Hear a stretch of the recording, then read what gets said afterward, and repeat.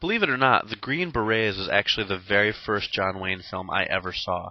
As a fairly young kid, I was into old movies quite a bit, and The Green Berets came on television one day, and I sat down and watched it from start to finish, and I just kind of fell in love with it. I thought it was a pretty amazing movie.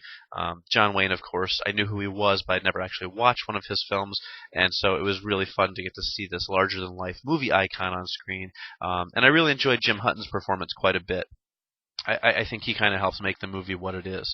Watching it back now on Blu-ray for the first time in quite a long time, I have to say it's still a very enjoyable film. It's different from I remember. It's longer and it's certainly much more lighthearted, at least in the first half of the film before all the major combat starts. But that's kind of what I like about it. You know, the film has a couple of different sort of identities. It's a character piece in the beginning. There's the recruiting of the soldiers and some of the training stuff, and there's some of the on-base life. And then the film shifts into the jungles of Vietnam. Now, while it's certainly not the kind of movie that we're probably used to today, it doesn't have the intensity of, say, a Platoon or the kinds of movies that Oliver Stone or any of his contemporaries might make, it certainly is a pretty enjoyable war film. You know, I like the fact that it's a little bit old-fashioned. It's not filled with blood and guts. It's not filmed with really disturbing scenes of soldiers having mental breakdowns. It's kind of a slightly lighter, happier war movie, if there is such a thing. It's also the very first Vietnam War film that was made. It was actually made while the Vietnam War was still happening, so it's kind of noteworthy in that respect. But anybody who's a John Wayne fan or just likes war movies in general should have a lot to enjoy with this film. In terms of the Blu-ray release, this is obviously the film's debut on Blu-ray, and I have to say I was extremely impressed. The picture quality is amazing. As soon as the movie started and got past the opening credits, I was floored by how it looked like a brand new film. If it wasn't for the fact that the uniforms and hairstyles and such are clearly straight out of the 60s era, you would almost think this movie was filmed in the past couple of years. The transfer is that good. I mean, the print is clear of any kind of dirt or debris whatsoever. The imagery is razor sharp. The colors just leap off the screen at you. I really was very impressed.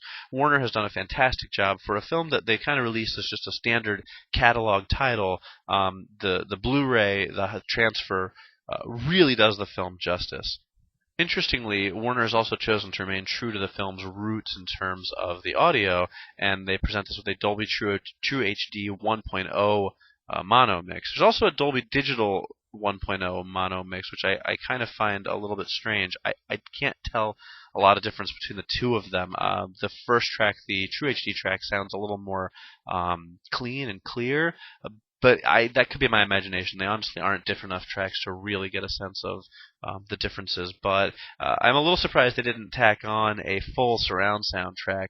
But I do respect their decision to offer the classic soundtrack as well. So purists will be happy to hear that.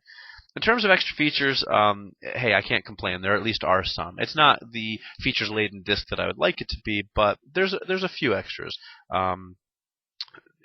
Two, I should say. One of them is a vintage featurette called The Movie Makers, The Making of the Green Beret, and then of the Green Berets, excuse me. And then there's the theatrical trailer for the film. I'm a little disappointed that the featurette that's included is only an archival one. While it's nice to see because it is, an actual making of from the past, I would have liked something like maybe a commentary track or a more current making of, a retrospective featurette on the film itself. But unfortunately, we don't get any of those things. Still, for a catalog title, I can't complain. It's not a bare-bones release. And again, I'll take that souped-up picture quality over a filler extra feature any day of the week. So if you've never seen The Green Berets, I definitely recommend checking it out. Having a healthy dose of appreciation for John Wayne certainly isn't a bad thing, but this is a movie that stands on its own merits, regardless of whether you're a fan of the Duke or not.